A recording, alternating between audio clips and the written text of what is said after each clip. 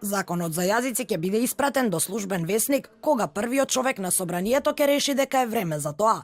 Председателот Талат Џафери повторно не прецизираше кога ќе го објави законот, но нагласи дека тоа ќе го направи со еден подпис. Според него, Ѓорѓе Иванов би можел и кривично да одговара за непотпишувањето на законот, бидејќи по второто изгласување шефот на државата има должност да го стави својот подпис.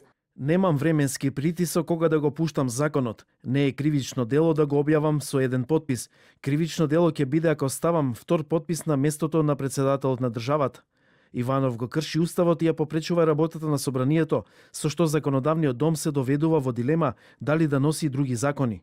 Првиот човек на собранието потсети дека злоупотребата на јавната функција е кривично дело кое не застарува и дека останува отворена можноста некој да поднесе кривична пријава против председателот.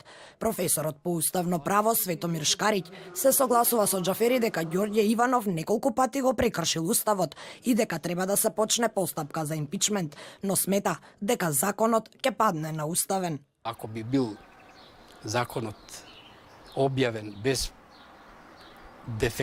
со дефектен указ, Уставниот суд би можел да каже дека таквиот акт не може да го земе во постапка за разгледување, бидејќи не е закон. Законот за употреба на јазиците е еден од законите кои крена голема врева во јавноста. Опозицијата се уште го оспорува и вели дека владеачкото мнозинство се обидува насила да го истурка, на што спикерот Џафери вели дека објавувањето на законот е уставна процедура.